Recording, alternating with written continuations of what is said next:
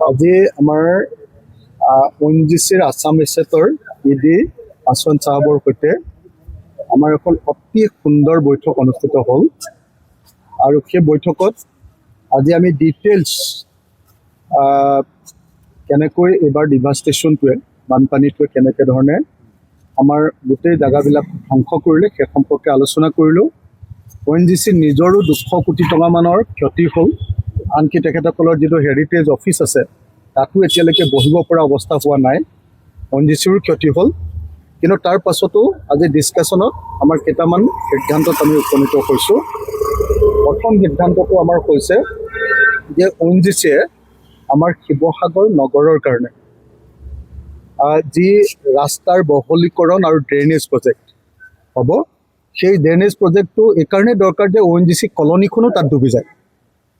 তো সেই কলনী বচাবৰ কাৰণে আৰু শিৱসাগৰ টাউনক বচাবৰ কাৰণে আমি এটা 120 কোটিমান টকাৰ এটা প্ৰজেক্ট লৈছোঁ। সেইটো ষ্টেট গভৰ্ণমেণ্টৰ সৈতে ONGCও সমানে অংশীদাৰিত্ব তাতে ল'ব আৰু সেই কামটো আগবঢ়াই দিব। গতিকে শিৱসাগৰ টাউনৰ ড্ৰেইনেজ প্ৰজেক্ট, কম্প্ৰেহেনচিভ ড্ৰেইনেজ প্ৰজেক্টটো ONGCয়ে সহায় কৰিম বুলি সেইটোত হাতত ল'ম বুলি আজি আমাক কথা দিলে।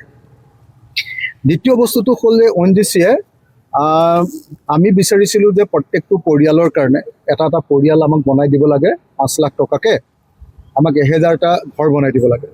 তাৰ পৰিৱৰ্তে ONGCয়ে কৈছে যে তেওঁলোকে কমিউনিটি হল বনাই দিব। সেইকাৰণে কমিউনিটি হল মানে নামঘৰ আৰু অন্যান্য যিবিলাক আমাৰ সভাগৃহ কমিউনিটি হল, তেনেকুৱা ধৰণৰ কমিউনিটি হলবিলাক প্ৰতিখন গাঁৱতে এটাকৈ বনাই দিব বুলি তেখেতে প্ৰতিশ্ৰুতি দিছে।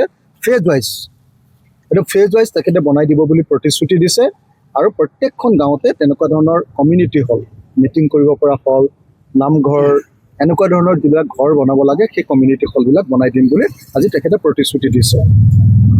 দ্বিতীয়তে মই বিচাৰিছোঁ 10,000খন বিচনা আমাৰ সমষ্টিৰ মানুহৰ কাৰণে তেখেতসকলে কৈছে যে ফেজ ৱাইজ সেইখিনি 10,000খন বিচনা দেই, মেট্ৰেছ অকল নহয়, মেট্ৰেছৰ লগত উইথ ফল্ডিং বিচনা, সেই বিচনাখন 10,000খন বিচনা তেখেতসকলে দিবৰ কাৰণে প্ৰতিশ্ৰুতি, ফেজ ৱাইজ দিবৰ কাৰণে প্ৰতিশ্ৰুতি দিছে।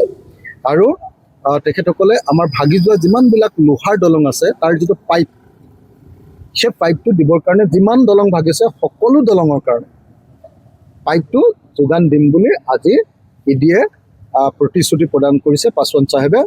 আৰু মোৰ ভাল লাগিছে, সঁচা কথা কৈছোঁ, মই বহুত অফিচাৰৰ লগত কথা পাতিছোঁ, কিন্তু ONGCৰ ইডি পাছোৱান চাহাবৰ লগত কথা পাতি যি মুকলিমূৰীয়াকৈ অসমৰ সমাজখনক তেখেতে বুজিবলৈ যত্ন কৰিছে।